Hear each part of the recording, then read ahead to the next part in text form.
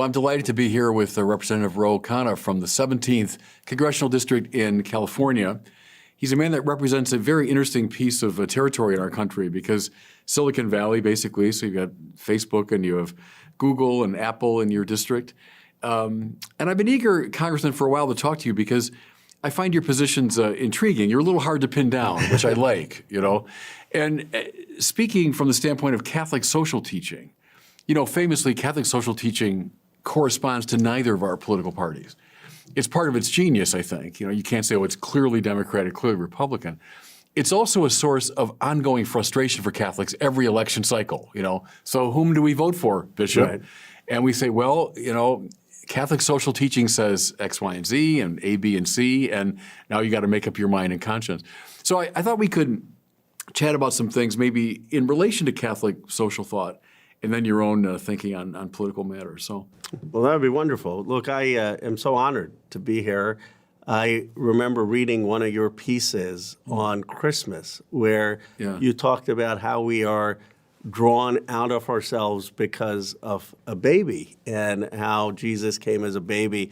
And I just thought, what a obvious but brilliant insight. I never thought about that, you know, having kids, that is something because of their vulnerability, that it draws you to them. And so we tweeted that out, and I'm really honored to be here. Oh, thank you very much for that. And we can't resist the charm of a baby, so God becomes a baby to lure us out of our self-absorption. But I never thought of that before. I mean, even though it's so obvious, it's so sometimes the obvious and then pointing it out just makes you think about the world in a different place, which is why we could get into it. I think it's so important to engage with the religious traditions in the public sphere. And sometimes, I mean, I'm of Hindu faith, and I often say, I wish I had more classes about in the Old Testament, New Testament, just to understand because it's so rooted in American culture. Well, you just tell me before we sat down that Leonard Cass was a teacher of yours at the University of Chicago. Leon Cass? Leon Cass. And then he has that wonderful book on Genesis that's based on seminars he gave there, right, at U of C. It is, and I had 3 quarters on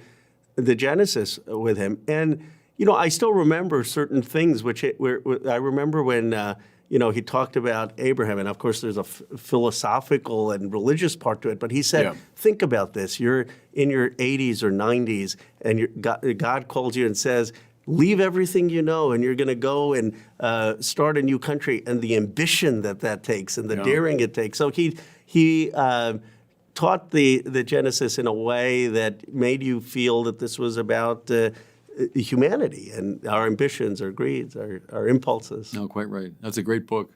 Hey, listen, you mentioned your Hindu and Indian background and the fascinating connection between your grandfather and Mohandas Gandhi. Yes. Tell me a little bit about that. So your grandfather actually worked with Gandhi, went to prison, right? He went to prison because of his support for Gandhi. He was younger. He worked with someone called Lala Lajpat Rai, who was part of the Indian freedom movement, but then he went to jail alongside Gandhi in 1942 to 1946 as part of the Indian independence movement. And of course, Gandhi, as you know, famously came up with this idea of satyagraha, which is active resistance, but that's nonviolent, and was heavily influenced by the Gita, but also by the Sermon on the Mount, by Tolstoy.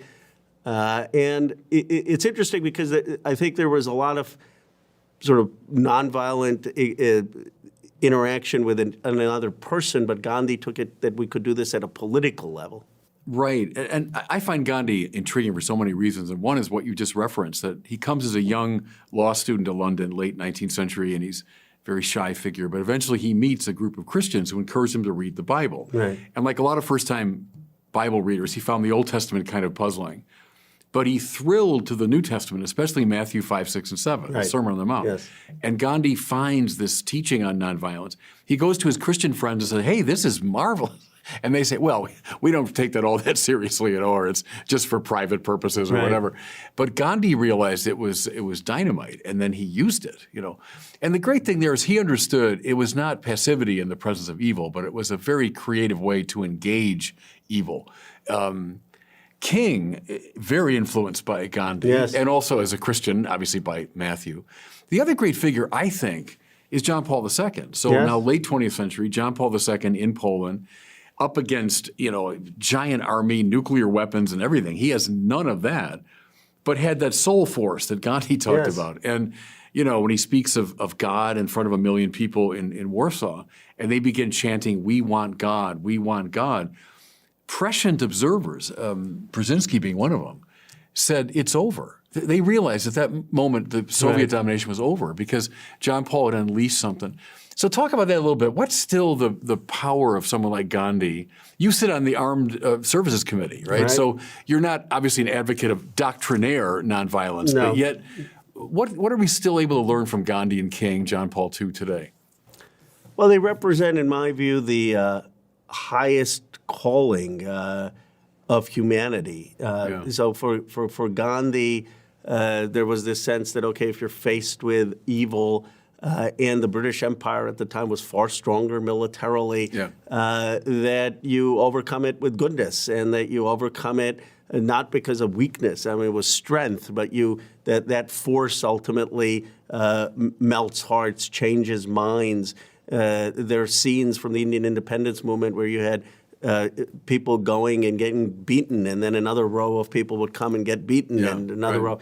And I think it just inspires us for what's the best, the most divine part of human existence. Now, that doesn't mean that as a nation, if you face terrorism, that we're going to with Hamas perpetrators do that. I mean, there's, in my view, a need for force and just force. But in our interactions on a daily basis and in what we can aspire to as humanity, it seems to be the North Star. You mentioned at least indirectly, the just war tradition within Christianity. So in the very earliest centuries, you have a lot of the church fathers would advocate practically a nonviolent stance. They would say Christians can't participate in the army and so on. It's Augustine in the 4th and in the 5th century who articulates the just war tradition. It's completely misconstrued if you see it as some kind of a warmongering move or an encouragement to war. Just the contrary. Augustine accepted what he called the metaphysics of peace, but he felt that within a fallen, conflictual world, sometimes all you can do to battle gross injustice is to resort to warfare. But he set these, very stringent limits to it. If you apply the Catholic just war criteria, it seems to me, it's hard to find a just war. That's to say, both, justifying going to war, but also the waging of the war. I'm curious about how many people in Congress would know that tradition, would apply that tradition when looking at issues of war and peace. The just war tradition. I'm just I think there are people who would know it, not obviously to your depth, but would understand that that there are deep ethical principles involved, that we shouldn't just be rushing to war. There's probably been a reflection now, actually, in both parties, that over the last 20 years, the United States has gotten into wars without full deliberation, and that there should be more restraint and more thought in how we conduct war and what the human toll is. I mean, I do think on matters of war and peace, people really struggle with it, even if they don't know the tradition. I mean, members do understand the gravity of it. I mean, we're struggling with it today in what's going on in the Middle East and in Ukraine. Right, because proportionality, discrimination are two key elements when it comes to the waging of war. There's got to be a proportionate response, but also a discriminate one. We make every effort to discriminate between combatants and non-combatants.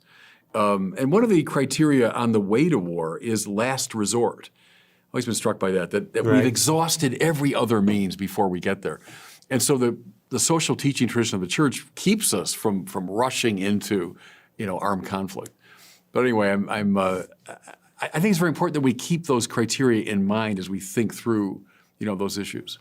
And I think this is one of the important reasons that we need faith informing politics, right? Because otherwise, someone hits you, someone strikes you, the human response is you want to strike them back. And what faith at its best does is makes us pause and think and say, well, what is the ideal way to live? And that doesn't mean we can always live the ideal way in a, as you put it, fallen world, but certainly it should help shape the action and give us pause, at least give us some sense of deliberation. Gandhi, King, John Paul II all knew that it was a provocation, real nonviolence, not passivity, but a real provocation, revealing the wickedness of someone to himself, that he might see mirrored back. Right. This is what I'm doing. There's a famous story of John Paul in Poland when General Jaruzelski, who was in charge of Poland at the time, greeted the Pope at the airport, and he had his notes for a little speech, and he stood there and he was trembling because he realized the power of this man, And they say John Paul listened to him very politely and then commenced his own speech. But before he did, he took his papers and he held them out like this, saying, like, I'm not afraid of you.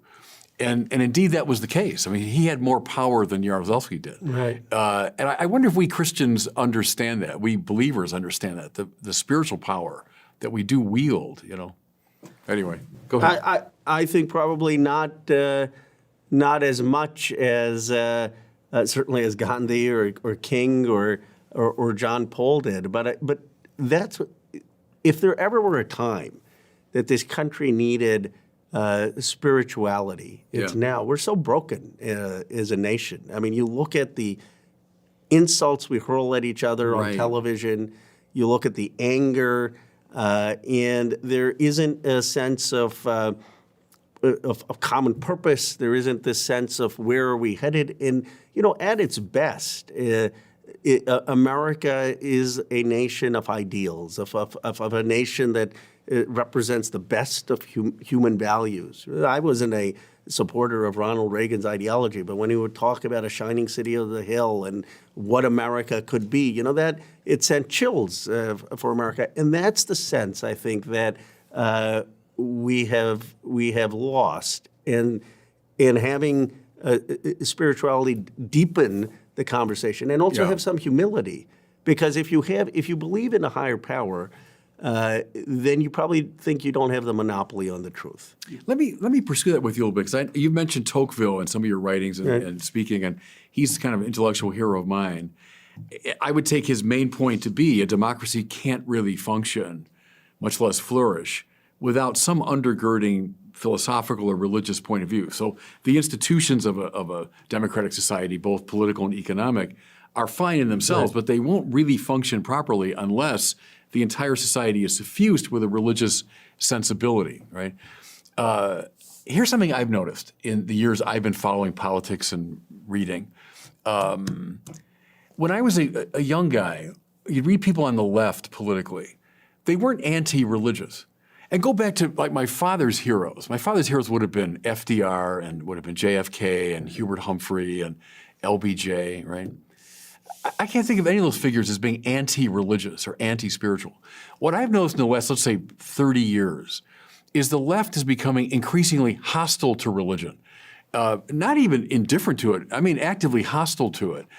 And that worries a lot of us because of the Tocqueville principle. I get it. Religion, like anything else, needs to be criticized, and religious people do and say bad things. I get that. But you can't dismiss religion out of hand as something, primitive and irrational. Think of the new atheist critique from, 20 years ago. But I found it's come into the left as a kind of unsavory element. So talk to me about that, because you just mentioned the importance of the spiritual in a political conversation. Well, I think it also is important to move people, right? I mean, it's not accidental that King's language is Christian in so many ways. I mean, he says we don't want a thing-oriented society, a people-oriented society. It's not accidental that Gandhi appeals not just to the Bible, but to the Gita and to Hindu faith and to Islamic faith, and because people ultimately aren't just material things. We have higher aspirations, and to touch that, whether it's a sense of patriotism or even higher, a sense of what your obligations are to something beyond just your human existence, is deeply what moves people. So to say that, okay, we're not going to have that conversation impoverishes our ability to have a politics. Now, it comes from this fear that we want to have pluralism in this country, and so I think that the fear was, okay, are we just going to have one faith? But I think America has always, in my view, been a nation of many faiths, and you can celebrate that. And we can create space for that. So, I'll give you a very go ahead. childhood story. When we were moving into to Amsterdam Avenue in Holland, which was one of the neighborhoods. I was born in Philadelphia. We were moving there. There was a bit of chatter in the street in Bucks County. The Khannas are moving in, and we figured out, what was going on, and that someone said, well, on Christmas Eve. We put candles out, and now are we going to have a house that doesn't have the candle lights out? So my parents kind of laughed, and they said, of course we're going to put the candle lights out. We grew up celebrating Christmas doesn't diminish our own faith tradition, and we did that, and we celebrated, and people on the street celebrated Diwali and were curious. And I think that there has, in my view, having a robust engagement with people's faith is a better way than telling people don't have faith in the public square. Right. And is it possible to have a religious argument in public? And I use that word argument on purpose because I've been saying for years, it looks for a lot of people like there are two options. Either there's just interreligious violence or there's total privatization. Just don't talk about religion. And I would say, no, there's a middle ground, which is robust religious argument that can come out into the public space, not violent, but intellectually engaged. Why couldn't a Hindu and a Christian and a Jew really talk about, and without abandoning their own traditions, but talk out of those traditions and try to find some common ground? My second observation there is in the Catholic tradition, we talk about the natural law tradition. Right. So you might say underneath, most of the great spiritual traditions is a deep moral sensibility, and that we can find a common ground. Someone like John Courtney Murray in our tradition argued out of that perspective, and that we abandon that at our peril. And then it moves into just a complete either indifferentism or just squabbling in the public square.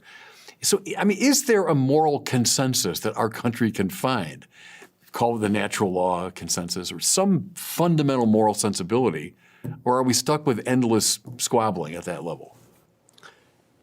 So I think there's two things. Obviously there was a sense, in my view, first that that the state would have an ability to define the common good, and liberalism emerged saying, well, we've had all these wars. Right. We can't agree on this common good. We can't agree whether it's a Protestant, Catholic, Hindu common good.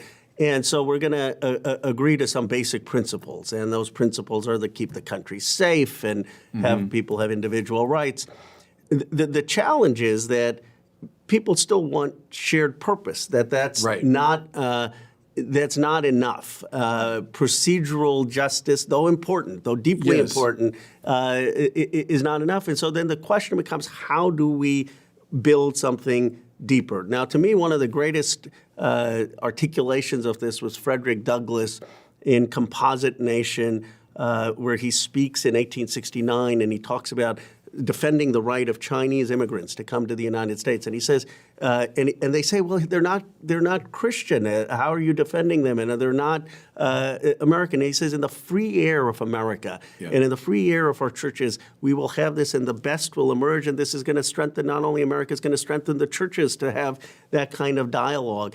And to me, that sense that pluralism doesn't mean lowest common denominator. Yeah. Pluralism means challenging your ideas, having something thicker, and still having some thicker conception for America that takes from the best of these. Yeah, and that's the question, that thick description of the moral life. Douglass is so good, isn't he, at so many levels? Still, an important person to go back to. The question of how do you find it? How do you articulate it? How do you find the sense of common good without endless conflict? But that the political should be informed by it. What I militate against is the privatization of religion, which I've seen advancing in my own lifetime. I get wanting to avoid violence, but I don't think it should move in the direction of privatizing it. Christianity cannot be a private religion. Right. because we're salt of the earth and light for the world, and we're the city on the hill and all that. It doesn't mean you propagate it violently or through aggression, but you do propagate it. I mean, by your witness and by your words, and I would say indeed by your public argument. Right. So I try to find that And space. do you feel that people feel judged or censored or not allowed to have that kind of perspective? Going to a town hall, making a religious argument, do you think it's? I think I think increasingly in our society that's the case, and even the suspicion of Christian symbols, and as you were talking about, Right. religious symbols in the public space. Because we don't want it to move in that direction of a kind of emptied out, Richard John Newhouse's famous, naked public square is just denuded of any religious or moral point of reference. We can't have that. And I think that's one of the inflection points in our conversation, around religion. Yeah. And I don't think, when I think back to my parents putting out the candlelights or my tweeting out your piece on Christmas, I don't think it's a shallowness, right? I mean, some people say, well, it's just the commercialization of Christmas and now everyone has elf on the shelf and is giving gifts. It's something deeper. It's about trying to respect and share what is holy and important to someone else and trying to celebrate that.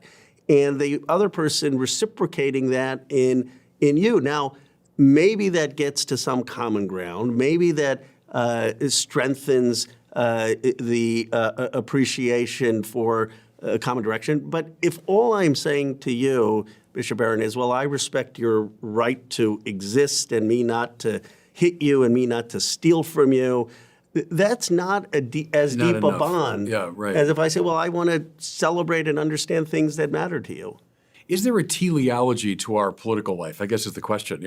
Is it actually going somewhere? Are we heading toward a common good? Or is it more that procedural, element you're talking about? Is it merely protective or directive? That's, I think, in terms of classical political philosophy. Modern political philosophy tends to say the purpose of government is protective, to protect our rights, protect us from, violating each other's rights. But classical political philosophy, Aristotle, Plato, Cicero, Aquinas, would be directive. The purpose of government is to direct us towards some clear sense of the common good. Now, I know that shattered at modernity of the Enlightenment, that consensus around the common good, And we're the inheritors of that moment, it seems to me, that shattered. So we're left with a kind of proceduralism that's good, but not enough, as you're saying. So that's what we, I think, all need to think through in a fresh way. And then we're always haunted by the specter of violence. The minute you're talking about here's the common good, here's the good that we should all be seeking, and someone goes, well, I don't agree with that. And then that's my point about argument. Well, can we find a place to argue about it anyway, publicly, without killing each other or without falling into complete polarization? To my mind, that's the central struggle maybe in the political life today. I completely agree with you, and I think what our nation is trying to do is unprecedented. I mean, there has never been a cohesive, multiracial, multi-ethnic, multi-religious democracy on the face of the earth. And so we're trying to do this. And it's not enough to just have procedural justice. We want to have a common good, right? A nation is not, when people say America is just an idea, well, yes, it's an idea in the Constitution, but it's also the Revolutionary War, and it's also the blood spilled in the Civil War, and it's also World War II and the Cold War. It's stories and events, and a nation isn't just ideas. And so we need to have this common sense of a nation, and yet we have all different folks and different faiths and different traditions coming in. Where do you have a common purpose? I mean, at the very least, it should be, in my view, the engagement and respect of each other, and listening and thinking and the humility. But then, how do we build this purpose? And in my view, becoming a cohesive, multiracial democracy is probably a civilizational achievement for America. Yeah. I think of John Paul II there, who said the most fundamental of all the rights is religious liberty, the right to religious freedom, because it touches the very deepest part of every person. So that's one side of it, isn't it? It's like to allow that, say, yes, I'm offering complete religious liberty. But then within that context, religiously free people coming into a shared space and having a real conversation with each other. That's the next step. If we just say, okay, we're all free and I'll let you be, you let me be, then that's not enough for a cohesive society. But now can we enter this common space and really talk to each other? So anyway, I think we're not going to solve that today, but I think that's the issue. And do you think it is, do you find leaders, without making it partisan, who are on either side, who are able to speak in a spiritual sense to give common direction, purpose to America? Not nearly enough, no. I would say that I don't see that in the public conversation. Because King did, right? King did, absolutely. King did. And look at the top leadership of the civil rights movement was religious. They weren't just part of it. The top leadership was. Is that the case now? I don't know. I don't think so. So that's the challenge, I think, is for spiritually minded people to get into that conversation and to lead it, as King did. Hey, let's talk a little bit about economics. So that's really your background and what you studied, what you taught at Stanford. It may sound more coherent on the economics as opposed to philosophy. You're plenty coherent on philosophy too. But we'll move into your wheelhouse. As I read you on these economic matters, you seem to be a great advocate of a kind of targeted investment in the economy so as to stimulate it and make it stronger and to make it fairer and to draw more people into it. And that strikes me as congruent with Catholic social teaching, which favors the market economy. The Catholic social teaching doesn't like the word capitalism, rarely uses it because I think it's so loaded. Right. It uses the term market economy, which it sees as the economic correlate, I think, of a free political environment. So how do free people engage economically through the free market? However, the church does not say, laissez-faire, just unregulated market. By no means. It should be regulated both politically, governmentally, and morally. The market has got to be circumscribed morally and politically. But as I read the church's social teaching, not so that the government can control the market, but to make the market fairer and more available to more people. Talk about that a little bit. I just find a certain point of contact with your own thinking on economics. Well, I love how you frame that about how do we shape the market, because that to me is the big question. I mean, obviously, there's a value in the market of freedom. You don't want, if I want to have some interaction with you, I don't need to go to the government to get every interaction approved.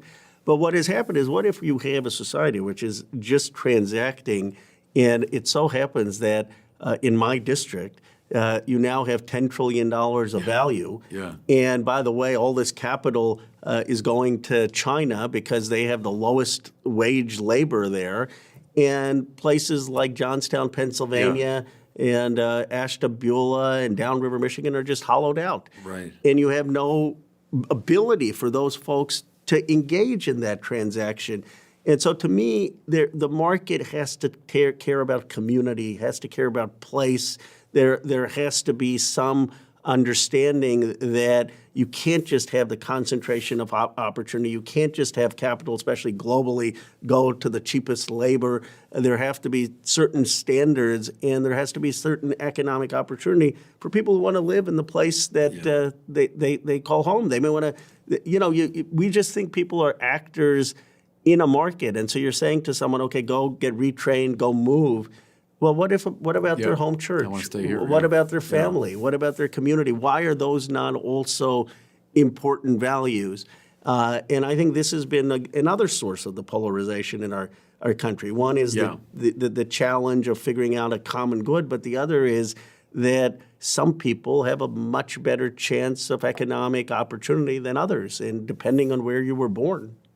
You're finding common ground with Republicans too on this, aren't you? I am. With Marco Rubio. With Marco Rubio. Tell me about that, your kind of collaboration with him on this. Well, Marco Rubio, to his credit, and if you ask us for the diagnosis of the problem, it's almost identical. We said, look, there's been the hollowing out of manufacturing in this country. I don't know what we were thinking in terms of going from the biggest exporter of steel to now the biggest importer of steel. 9 out of the 15 steel plants in China. Rubio would say the same thing.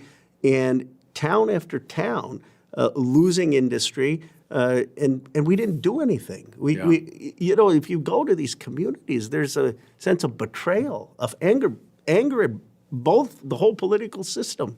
And so what Marco Rubio and I are saying is it's okay to have a strategy of economic development. Every other country has that. That doesn't mean that we don't have the market. That doesn't mean that we don't have private sector. But our government, which is the most powerful institution ever invented in human history, should care about making sure that communities have economic opportunity. And we should care that the critical modern industries are here and that America be a manufacturing superpower, an economic superpower. It's not just Rubio. I've worked with people like Mike Gallagher on this, who's the chair of the China Select Committee. I mean, this is, I think, one hopeful strand for the United States. And this, I'd love your thoughts, Bishop Barron. If it is hard for us to have a thicker conception of the common good, right? But Marco and I agreeing on issues of abortion, where I'm, just candidly for reproductive rights. I don't want to mischaracterize however he wants to characterize his position on that. If those are hard conversations for us as a nation, how can we find common ground at least on the economics? It's maybe not at the highest plane, but building us as a superpower on manufacturing, building us economically. Can we at least find some common ground there that starts to move this country in a place where we can push for our convictions on issues where we disagree, have a robust debate, do it respectfully, but also at the same time not be paralyzed? Yeah, well, I mean, first of all, for Catholic social teaching, a healthy economy is a high moral value. So a healthy economy is producing jobs and helping families and helping a nation develop and creating wealth and all of that. That's a moral consideration. John Paul II said that the Catholic social teaching is key to the new evangelization. So if you want to evangelize, one way to do that is to make a moral commitment to improving the economy. So no, I think I'd be with you there. And hasn't Marco Rubio called his position a common good conservatism? Right? He has. So a conservatism, but it's not a libertarianism or not a, kind of just free market anything goesism, but rather one that's directed toward the common good. And you sound in some ways like Ronald Reagan. I hope you don't see that as an insult, but I mean, Reagan, who certainly would have favored, keeping business here and making it stronger, and he not did simply with Semitech, with the semiconductor industry, right. and obviously, I have ideological differences with him, but I'll tell you the one thing that Ronald Reagan had when he gave the speech that if you go to Japan, you as an immigrant, you can't be Japanese, and if you go to France, you can't be French. My parents came here as immigrants. I was born here in Philadelphia in 1976. My wife often jokes saying, you take credit for that, but you had nothing to do with your birthplace or year. But, a bicentennial baby, born in Bucks County, and at the age of 40, a grandson of someone who was a freedom fighter in Indian colonialism, a son of Indian immigrants, is elected to represent the economically most powerful place in the world in terms of wealth. That's us at our best. That's America. That's America at the best. That wouldn't happen in Germany. That wouldn't happen in France. That wouldn't happen in other places. And so what we need, whether it's an Obama in this way or a Reagan, we need people, again, to believe in the aspirational story of America. This is the greatest nation ever conceived. And some things, the thing that bothers me the most about our moment is the sense of losing that. We were losing that sense of how special this place is, how much sacrifice has gone into where we are. Yeah. Hey, can I ask you something with the American ideals in mind? This famous debate today between what I call equality of opportunity versus equity of outcome. So in a lot of the woke debates today, there seems to be a stress on equity of outcome, that we need to just, render the whole society racially or in terms of gender or whatever it is, ethnically equal. And I've always stood on the side of more of the classical liberal position of Thomas Jefferson and I would say Martin Luther King. Right. It's not equity of outcome that we want, it's equality of opportunity. Right. That's the great American ideal. And equity of outcome, in fact, would call for an extraordinary manipulation of the society, an extraordinary intervention of government and into the economy and all that. Help me with that. Bill Maher asked Bernie Sanders that question. Is it equality of opportunity, equity of outcome? And Sanders said it's equality of opportunity. And I thought, good. Give me your thought on that.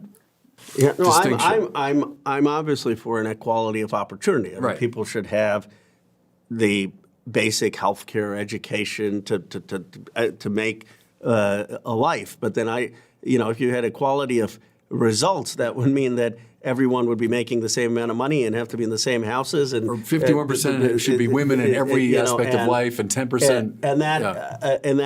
That's not respecting a person's individual initiative and ambition.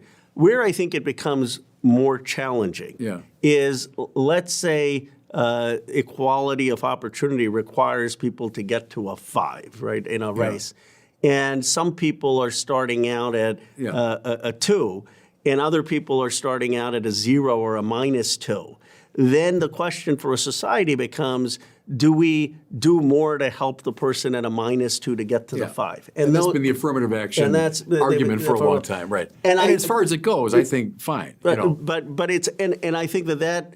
And I wish we could have that honest conversation in good faith instead of where people are saying, look, we don't want inequality of outcome. We want equality of opportunity. And then let's discuss where that is and how that is. But it becomes so politicized that you can't do that. Yeah, no, fair enough.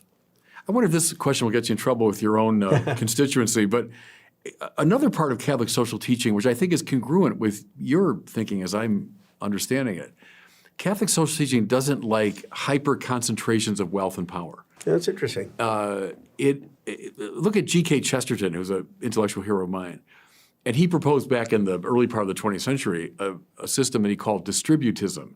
And he saw it as in between socialism and a pure capitalism. And the idea there was distributing wealth. Right. Now, not through the mechanism of the government necessarily, but finding ways to distribute wealth and power throughout the society. And look at his disciples, C.S. Lewis. Tolkien is a good example. You know, that a suspicion of a hyper-technologized capitalism that rapes the environment and all that. And they favored a breaking up of, think of like Saruman in The Lord of the Rings, kind of controlling everything. And that's the tradition that's coming out of Catholic social teaching. So as you said, you've got in your own district some of the greatest hyper-concentration of wealth and power in the history of the human race. So let me ask just provocatively, should there be another Teddy Roosevelt? I mean, to break up these trusts, should we break up Google and Facebook, and why not? Well, some of them, I think Facebook we should have, because they've concentrated Instagram and WhatsApp that should have been separate and having competition. And I've supported stronger antitrust enforcement on these companies so that they're not able to abuse their platforms, and there are definitely antitrust violations. But I think it's going to require something beyond just antitrust, because let's say you had, and I'm not saying it's we shouldn't consider it, but let's say you had 3 Googles all in Palo Alto, and you then had 2 different Apples, and you had 4 different 3 different Facebooks. And you have the AI revolution in my district. That's not going to do much for people in Youngstown, Ohio, right? And so I think the harder challenge is the internet was supposed to be distributed, and it ended up being concentrating. And how do we now intentionally figure out incentives to distribute the economic opportunity and technology jobs? And that's what I've really been pushing, with getting Google to partner with community colleges, historically black colleges, Hispanic institutes, and rural communities. So antitrust, I would say, is one quiver, but not the whole solution. Yeah. Let me ask you this. Another, I think, instance of a hyper-concentration of wealth in our society are the universities with these staggering endowments. Look at what's Harvard. It's like $50 billion, something like that. Yeah. I mean, part of me is at my Chesterton side, my Catholic social teaching side, said, give me a break. Why any university would need a $50 billion endowment? And to be fair, Notre Dame has a $20 or $25 billion endowment. Is this a good idea? Should there be that much wealth concentrated in these universities? Heck, for $1 billion, how about start a university in Africa? How about start a university in, you know what I'm saying?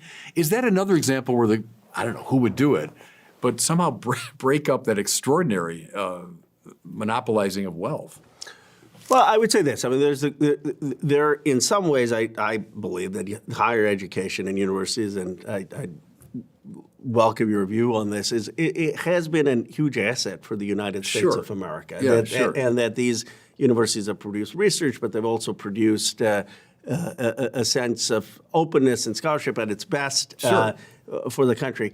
The challenge has become, I think, some of it the gamesmanship of people contributing to these places to be on the boards or to get their kids in, and that needs to be cleaned up in terms of what to do. And then, and naming buildings, I mean, there are probably other better uses of people's free money. It's for them to decide what they want to do, but there are probably better causes than just giving all of your wealth to your alma mater to get a building named. I'm reluctant to go after universities because I will say this. I think that there has been anti-intellectualism at the basis of some of the critiques of higher education, in my view. I mean, look, I think the country did a terrible disservice to people who didn't go to college and hollowed out the manufacturing, hollowed out the middle class. But the flip of that shouldn't be, okay, we don't need PhDs, we don't need graduate students, we don't need college degrees. I think there's got to be a balance. Thomas Piketty is, I don't agree with all his conclusions, but he has this great research that in the 1950s, almost 80% of Americans were going to high school compared to 30% in Europe. It gave us this huge advantage. And so I do want us to still invest in education in all forms. Yeah, no, I agree with that, of course. But something I found encouraging, actually, in my experience in recent years, the number of kids who are saying to me, when I'm not going to college, I want to become a plumber. Right. I want to become an auto mechanic. Which is fantastic. I'm like, yeah, and I say, terrific. A, you'll make a lot of money, Yes. I'll tell them. And B, I mean, maybe not everybody is suited for university studies. My parents' generation, rare was the person that went to college. Neither of my parents went to college. And I do think this gets to some of the elitism, right? Just because you went to college doesn't make you smarter or better or a better citizen or morally superior to someone who didn't. And there is this kind of snobbery of the college educated that I think is not called for. I mean, a person who doesn't go to college can have a great life, can have incredible opinions and thoughts, and should be given as much credence in their opinions as especially when it comes to democratic matters, as someone who's a PhD. I think about like a Tolkien again, with the hobbits staying close to home and making their own tools and doing their own work, and that was now it's romanticized, obviously, but that was an ideal that they were embracing against a sort of elitism, I think. Hey, let me ask you a couple of particular issues that were really big when I was in California. I was out there for 6 years. I lived in Santa Barbara. I was auxiliary bishop for Los Angeles, so I came to know Southern California. The homeless issue got demonstrably, visibly worse in the 6 years I was there. Right. It was bad enough when I arrived in L.A. It was much worse when I left. Yeah. As I looked at it over those years, I couldn't find a politician that was able to deal with this or had a reasonable solution, and it got worse for sure. Give me the Ro Khanna.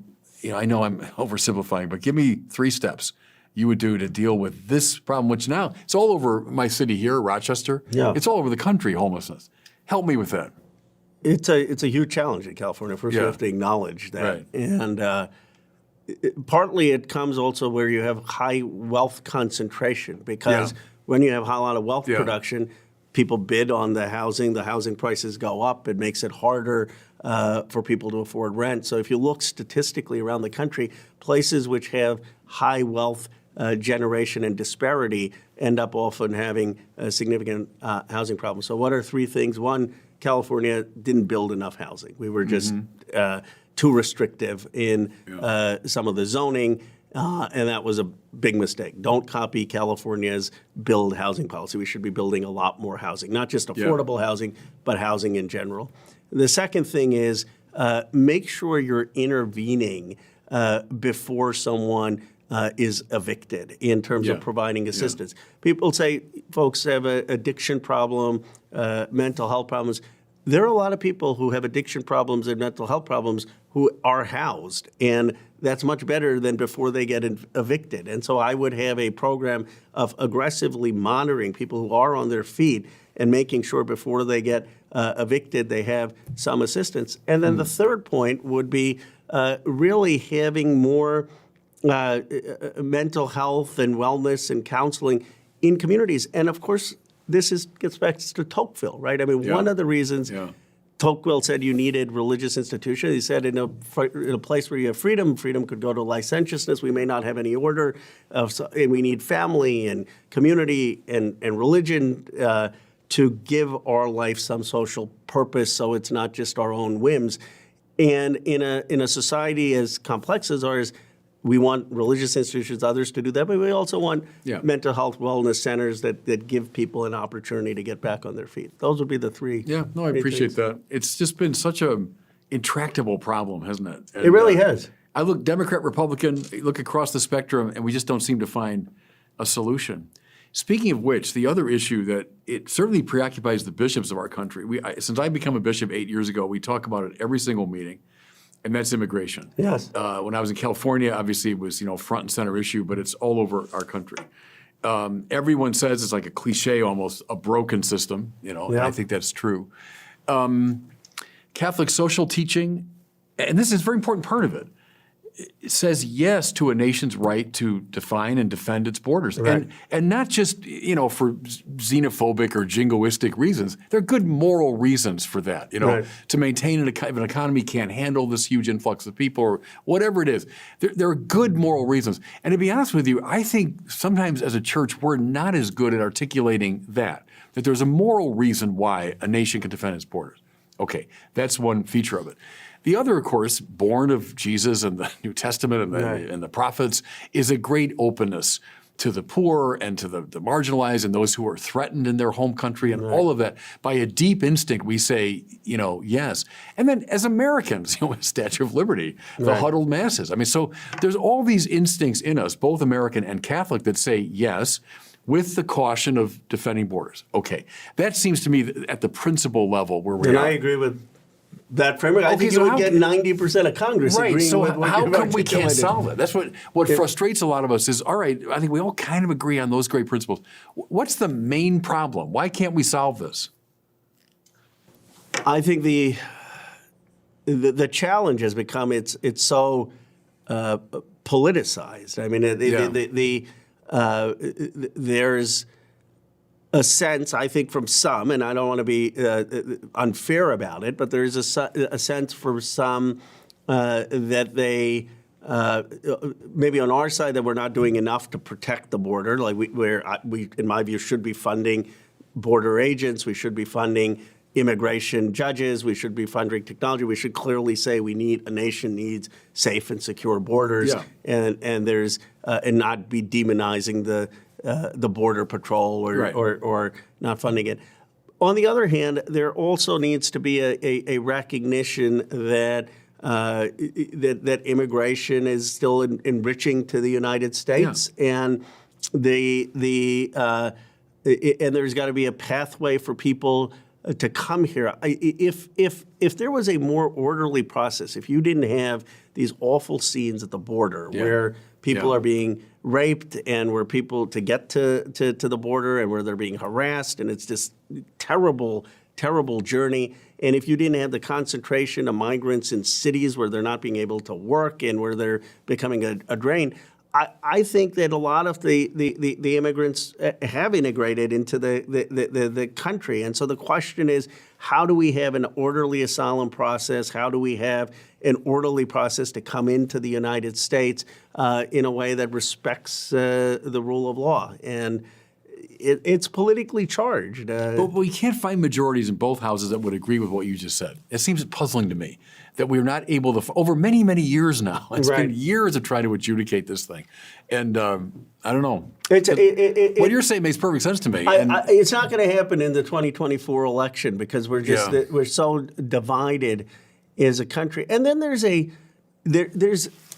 deeper issue of what's going on in this country, and that gets back to the point that we're trying to do something unprecedented. We're trying to become this multiracial, cohesive, multiracial democracy. And so people say, okay, it's fine if they play cricket in Rose District. Let's just make sure baseball remains the national pastime. And this is a real conversation that we need to have in this country, is how do we embrace the new without discarding the old, the tradition? Where is that balance. And so much of our fight is the inability to see that nuance, that there are certain traditions of this country that we should embrace and that we make room for the new without just jettisoning the old. But it seems to me that the immigration debate is caught up on that. But some people saying change is happening too fast versus others saying, no, we're still going to be this great melting pot of America. Yeah, no, that's helpful. We're coming toward the end of our time. You knew I'd eventually get to this point where probably you and I have greatest disagreement, and that's around the abortion question. And I want your advice on this too. Yeah. And the advice, because we have difference. I am, just because so your viewers know, candidly, I mean, I've been 100% supportive of reproductive rights, and we'll talk about it in more detail.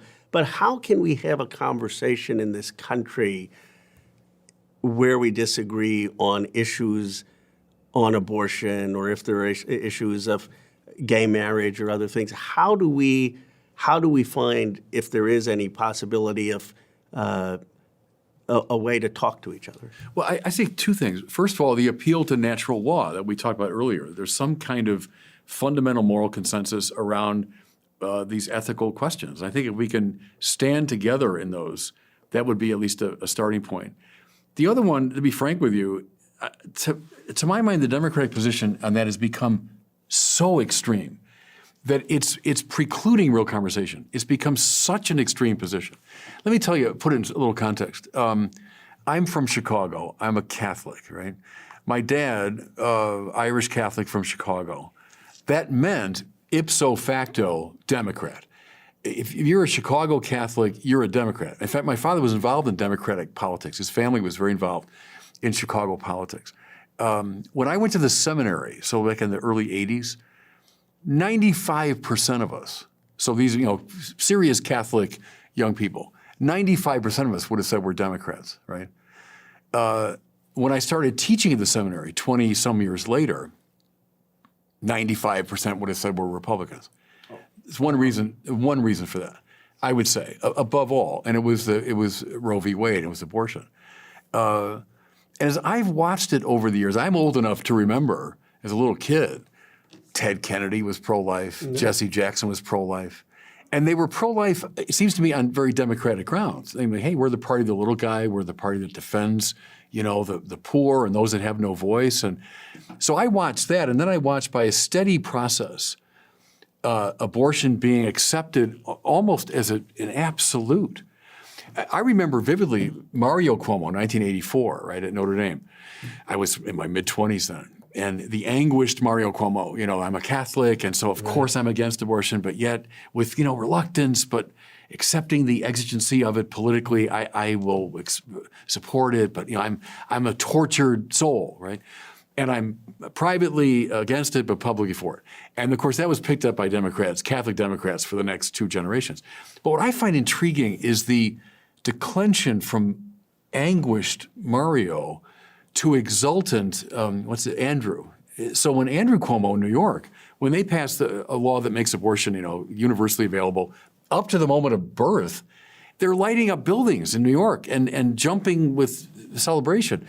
For a lot of Catholics, it was like, come on. I might give a certain benefit of the doubt to anguished Mario, but exultant Andrew, it seemed like it had gone to such an extreme position that it's all on one side and that it's precluding the possibility for real conversation.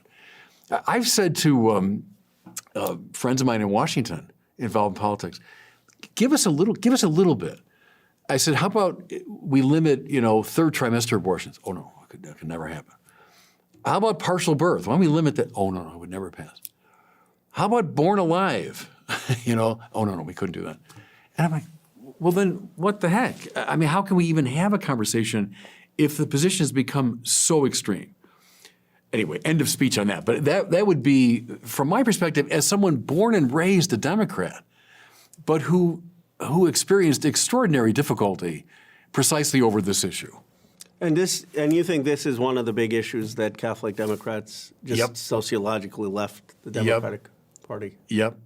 Oh, I do. I mean, look at who was the last pro-life Democrat? Dan Lipinski, whom I knew in Chicago. hounded out of office. What about, I mean, I know you may push back on this, but the framework at least in my state in California is that you can have an abortion up till viability, and then after that, it's an exception for the health of the mother in that circumstance, which is very, very rare. I mean, it's not a common thing that people are doing. And now my view is that decision should be for the woman and her doctor in getting that health care. But I think the challenge is that we also start to talk about these exceedingly rare cases that then become the conversation, where that's not the majority of abortions, or by any stretch, probably less than 1 or 2% that are taking place. Well, let's say even if that were the case, that it's still a lot of babies being murdered from our perspective. Right. And how is that ever acceptable within a decent society? So that's, and now that the thing has moved to the state level after the Dobbs decision, okay, good. I'll take any restriction I can get. I mean, so if Democrats are willing to say, look, we'll restrict it here or there, great. And the church, I think, would embrace that and say, good, at least we're moving in the right direction. But I think we have to have a conversation about life and about the human being. And, to me, it's become almost an ideological position that prior to birth, for some reason, what we're talking about is not a human being. And I think that's an incoherent position. I remember Hillary Clinton, it must have been 2016, and was asked about that. The baby about to be born has no constitutional rights. And she said, yes, that's the law of our country. And I remember thinking, okay, then something has deeply gone wrong with the laws of our country. So I would say I'm speaking for a lot of Catholics there who would, by instinct, like an awful lot of things within, the more liberal or democratic framework. But we balk at this, And it's hard if there is just fundamental difference, though not judging someone's view. You think it is hard to build consensus on other areas. I mean, this is such it's hard. You can, and indeed, I think our conversation might represent that even, that we can find a lot of points of contact. But it's a big issue, Yes, no, of course. The bishops have called it the preeminent issue for two reasons. One is it's a direct attack on life, and secondly, the sheer numbers involved, of roughly 1 million abortions a year. And we just think that's a staggering outrage morally. So for that reason, the bishops have said it's the preeminent issue, not the only one. And we take very seriously all these things we've talked about. And I think with Democrats, we can find a lot of common ground. As I say, most of us, when I was young, most of us were Democrats. And this has been, a very tough pill to swallow, Well, it's a challenge for the country, because obviously this is I disagree with people on the other side, but I don't claim to know metaphysical questions. I mean, these are deep questions that that I respect people who have a difference. I have a clear sense that for me, these things should be a decision between a woman and health care, and that's and the law requires health considerations after viability. But I'm not saying that this can bridge a divide, and I don't want to diminish the moral sentiment or moral intensity on the other side. But I think that there is such a moral conviction on both sides on this, that the question becomes, one, can we have this conversation? But it also becomes, how do we at least respect where people are coming from?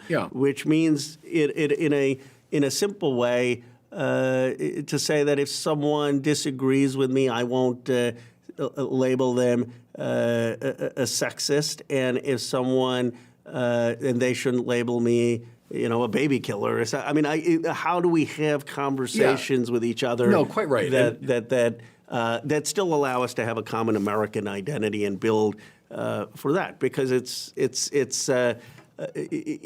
harder for me to see a path to consensus over the next 10 years on that than it is to see we want to become a manufacturing superpower. We don't want China to lead. We want to make sure we have jobs and economic opportunity everywhere. We want to become this great multiracial democracy. Yeah, and it's a thorny question to be sure. And I think just to keep creating the space where the conversation can unfold is a good thing. I'm in favor of that. And I would say the recovery of something like a natural law framework so that we're not just asserting our freedom over against each other. 'Cause that's a non-starter, it seems to me. When, well, here's my point of view, your point of view, we'll vaguely tolerate each other. Can we find at least some moral common ground, to talk about it? I would encourage that. But no, I think there's plenty of room for conversation and for agreement on some, pretty important things. And the church takes very seriously the political conversation. As I say, the political conversation has enormous moral implications. The church would kind of stand with Aristotle. Politics is a moral enterprise, right? First and foremost. It's not something divorced from morality. It's a pragmatic concern off to the side. No, it's by its nature a moral project, the political project. So I think, I hope our conversation today is a good example of how we can pursue that conversation. Well, I've enjoyed it. I've learned from your perspective and erudition. We live in a country where the incredible is possible. And I think that the one thing we both share is this profound love for this nation, of the genius of every individual. I mean, that's so unusual. And I maybe end with this perspective. And I do think this is consistent with, or you tell me if it is, but it's consistent with Catholic teaching. And that is that for most societies, the people who could have a good life were the few, the rulers, the aristocrats, the scholars. Right. And we have this radical idea that there's a genius of every individual. There is every person has deep worth. Every person has a divinity and a specialness. And that's a uniquely American concept. And that's what makes this country exceptional, so unique in my view. Yeah, no, the possibility of really distributing wealth and power so it's not just in the hands of a few. Yeah, I think that's exactly an American and a Catholic ideal at the same time. Congressman, thank you. A delight talking to you today. I really enjoyed it. Thank you for God bless having me. Thanks. Thank you.